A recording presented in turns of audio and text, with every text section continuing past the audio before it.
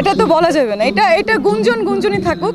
মানে ওনার সাথে আমার বিয়ে হবে কি হবে না এটা না, বাট আমি রিসেন্ট বিয়ে করব। নো নো নো, ভালো লাগলে করতেও পারি না, আমি জানলেও এখন আসলে এটা খুব বলতে চাচ্ছি না। মানে বাট সাকিব খান তো আপনার খুব কাছের, এটা পরে নায়িকাদের বা নায়কদের আমার মনে হয় সবকিছু একটু মানে থাকাই ভালো, নাহলে তো হয় না।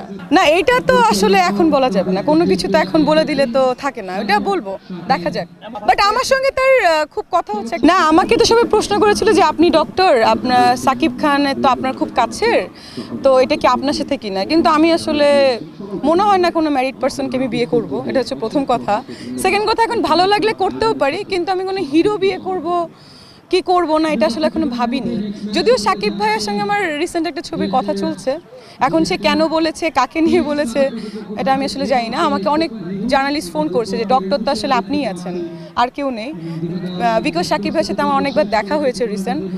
আমি জানি না এখন বাকিটা, আর জানলেও আমি আসলে না, আমি জানলেও এখন আসলে এটা খুব বলতে চাচ্ছি না। মানে বাট এটা তো বলা যাবে না, এটা এটা গুঞ্জনই থাকুক, এটা পরে নায়িকাদের বা নায়কদের আমার মনে হয় সবকিছু একটু মানে থাকাই ভালো, নাহলে তো হয় না।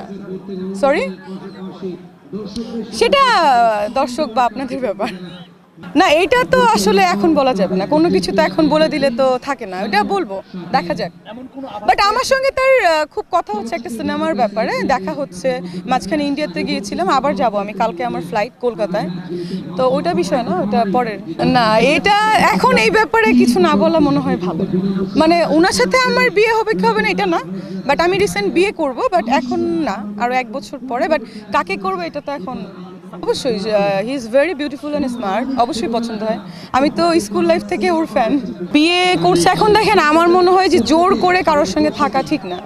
মানুষের এটা তো আসলে আমাদের বেঙ্গলি মেন্টালিটি যে একজনকে নিয়েই ঘর করতে হবে।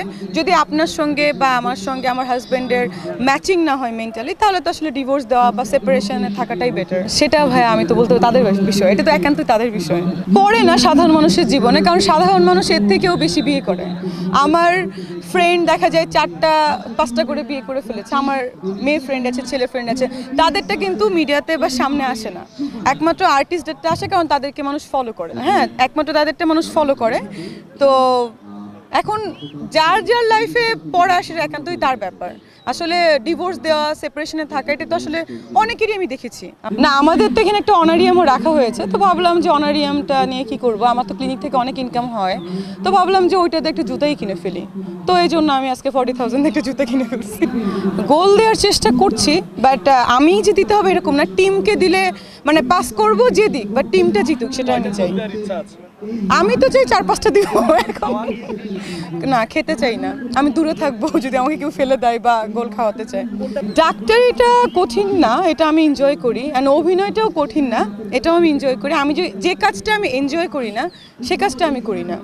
আমি খুব ভালো ক্রিকেট খেলি, যখন ক্রিকেটের একটা সেলিব্রিটি ক্রিকেট লিগ হলো, আমি তখন ট্রাই করেছিলাম মানে ওটাতে আমি জয়েন করব, কিন্তু আমি দেশে ছিলাম না, দ্যাটস ওয়াই হয়নি। আর খেলা আমি ভালো খেলি ক্রিকেট, অ্যান্ড সেকেন্ড হচ্ছে ব্যাডমিন্টন, আর থার্ড হচ্ছে চেস, দাবা। ফুটবল আমি হচ্ছে ব্রাজিল, অলওয়েজ নেইমার এর ফ্যান। অবশ্যই মেসিকেও পছন্দ করি, বাট স্পেশালি আমি Brazil. No no no, of course Neymar first. আজকে আমি চেয়েছিলাম 10 নিতে, নেইমারের নাম্বার বা মেসির যেটা হোক, বাট দেওয়া হয়নি।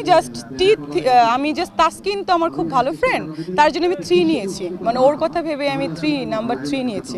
সিনেমা আমার